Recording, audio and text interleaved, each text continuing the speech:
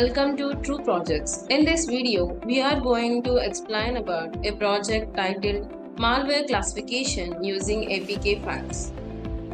The project delves into the domain of cybersecurity utilizing the cutting-edge machine learning algorithms such as SVM, SVC, neural network, random forest, decision tree, stacking classifier, hidden Markov model, and XGBoost.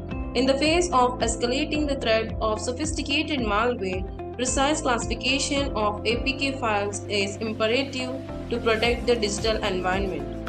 Our goal is to create a resilient and efficient malware classification system by harnessing the unique strength of each algorithm.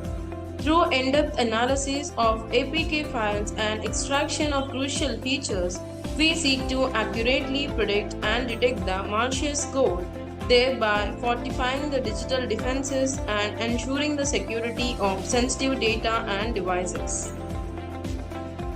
The project objective is to create an advanced and robust malware classification system using a variety of machine learning algorithms including of SVM, SVC, neural network, random forest, decision tree, stacking classifier, hidden Markov model, and XGBoost. By analyzing the APK files and extracting the relevant features, the goal is to accurately classify the instance as either malware or non-malware by benign and malign. The system aims to strengthen the cybersecurity measure by effectively detecting and predicting the malicious code, enabling the proactive mitigation of the potential threat. Through model training, evaluation, and the optimization of the project seeks to develop a powerful tool to enhance the digital defense and ensure the security and the integrity of the digital environments with safeguarding the users and organizations from cyber attack and data breaches. These are the basic requirements that are needed to build this project. Software requirement: Python IDEL with version of 3.7, Anaconda with version of 3.7 or Jupyter. Hardware requirements are operating system as Windows, processor of minimum Intel i3 and above, RAM of minimum 4 GB, hard disk of minimum 250 GB. Flow of the project: these are the steps we need to discuss. The first one is importing the libraries. In this step, we import essential Python libraries such as NumPy, Pandas, sklearn, and others. These libraries are crucial for the data manipulation, pre-processing, model building, and evaluation. Second one is importing the dataset. We acquire the dataset containing of APK files comprising both the malware and non-malware instances. Each APK file serves as the sample for machine learning model to learn from them. The dataset acts as the foundation for the training and the testing of the model. And the third one is data pre-processing. The APK file undergoes the data pre-processing to convert the binary data into the format suitable for analysis. This involves feature extraction to represent the file in the numerical form. Additionally, we handle any missing value to ensure the data integrity. And the fourth one is splitting the data set. Here, the data set is divided into the training and the testing set. The training set is used to machine learning model, allowing them to learn from the features extracted from the APK files. The testing set, on the other hand, is used to evaluate the model's performance on the unseen data. And the fifth step is building the model.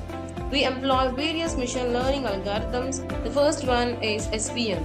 SVM stands for Support Vector Machine, and its powerful supervised machine learning algorithm used for specially regression tasks.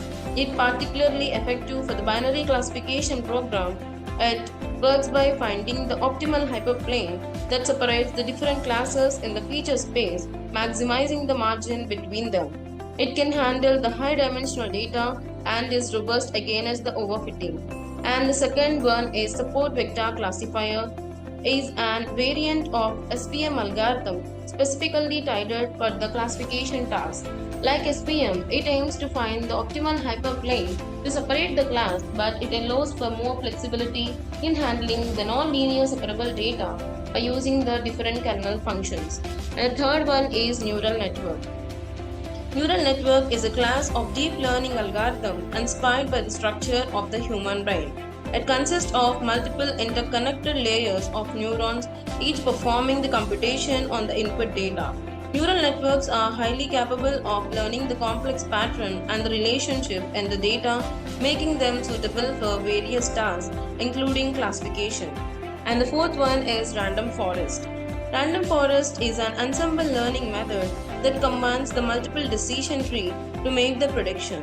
It reduces the overfitting and improves the prediction accuracy by aggregating the prediction of the individual trees. Random forest can handle both the classification and the regression task and is robust against the noisy data. And the fifth one is decision tree.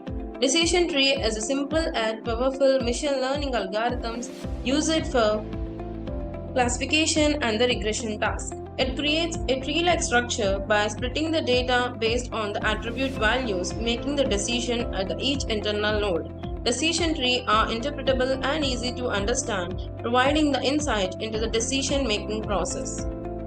And the sixth one is stacking classifier. Stacking classifier is an ensemble learning technique that combines the multiple classification models to make the prediction. It creates a meta model that takes the output of the base model as input and learns to make the final prediction. Stacking classifier leverages the strength of different base models, resulting in improved predictive performance and the robustness. And the seventh one is hidden Markov model. Hidden Markov model is a statistical model used for sequential data where the underlying state is not directly observable.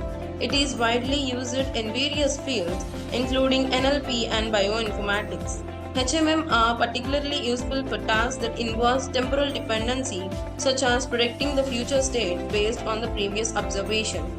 And the last one is XGBoost. Stands for Extreme Gradient Boosting, is a popular gradient boosting algorithm known for its speed and high performance.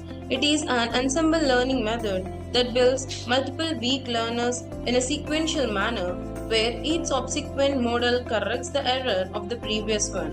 XGBoost is widely used for the structured data and has won numerous data science competition due to its accuracy and its efficiency. And the sixth step is training the model. The selected machine learning model undergo the training using the training data set. During this process, the model learns from the features extracted from the APK file and their corresponding labels. And the seventh step is user give the input.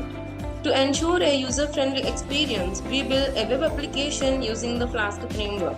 User can input the APK file they want to classify it through this interface. And the eighth step is the given input is pre-processed for prediction. The pre-processed user input is fed into the trained machine learning model to obtain the prediction of whether the APK file contains of the malware or not in the wait case. And the last step is final outcome is displayed. The prediction of the user's input APK file are displayed in the web application, providing the final classification result. This enables the user to make the informed decision about the safety of APK file and assist in identifying the potential malware threat, thereby enhancing overall cybersecurity measures. The execution of the project. To execute the project, first we need to open the code folder. This is the code folder containing of different files within it. The dataset folder containing of the dataset that we used, and the notebook are the notebook we used in this project, and the sample as the folder containing of the APK files which will be used for testing the performance of the model, and the static as the folder containing of the CSS, JavaScript, images, models, uploads and the init, and the template folder containing of the HTML documents like of about, home, index, index 1, sign in and sign up and user. And the app and model as a .py files which contains the information about the front-end logic. It includes the code written in Python that handle the server-side operations such as processing the user request, interacting with the database and generating the dynamic content that to be rendered in the HTML template. And the notebook is an IPYNB file which contains a combination of code, graph and output all in one place. It allows the user to write and execute the code in the individual cell, making it a popular choice for the data science. And the signup.db is a file appeared to be the database file used to store the user information. And to execute the project, we build a Flask framework. And the total code, as in the form of graphs and output, all are present in the IPYNB file named notebook. And for the execution, first we need to copy this address of the code folder and then open the Anaconda prompt. Here first we need to change the location of the disk as of F because our code folder is present in F disk. Then write a command cd space and paste the code folder path. By this, the directory will change to the code folder's path, and then click on enter button. Here we need to write another command, that is python space app.py. By this command, it will execute the Python script and perform a runtime check for any syntax errors or logical issues, and then click on enter button. After running the app.py file, the Flask framework will host the application locally at the default address, and we need to copy this link and paste it on any of the web browser as of our choice, and I prefer to use the Google Chrome. And on opening the Google Chrome and then pasting this link and then click on enter button. Here we get a page like this and click on sign up button. Here we redirected to the sign up page, and these are the necessary details that need to be filled to create an account. But my account is already generated, that's why I'm using the sign in button. Here it redirected back to the sign in page, contains of username and password. We need to fill of username as admin and password too. And then click on sign in button. Here it redirected back to this index page containing of the choose file and the predict buttons. And here click on the choose file button. Here redirected to this folder containing of the APK files, and I'm selecting the one file and then click on open button and then click on predict button. By this button it will predicted as of malware with 92.26%, and then click on the choose file and select any one of the folder. I'm selecting this and then clicking on open button.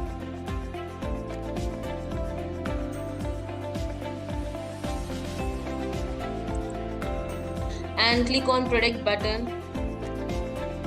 Here it predicted as Bengal.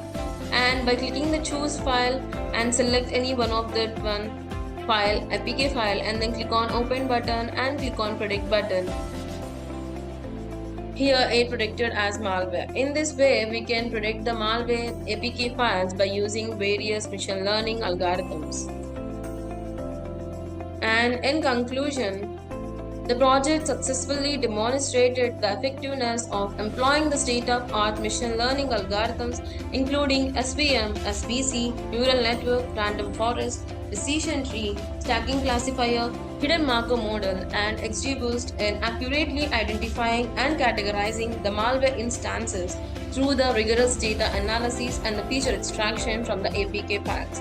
We achieved high precision in the malware classification, bolstering the cybersecurity measures. The developer systems serve as a reliable defense against the evolving malware threat, enabling the proactive mitigation and the safeguarding the digital environment. As cybersecurity remains an ever-pressing concern, the project's outcome contributes significantly to strengthening the digital defenses and ensuring the security of the sensitive data and devices in an increasingly interconnected world. Thank you for watching video. For more projects, please visit our website www.trueprojects.in. For updates on latest project videos, please visit True Projects YouTube channel and subscribe.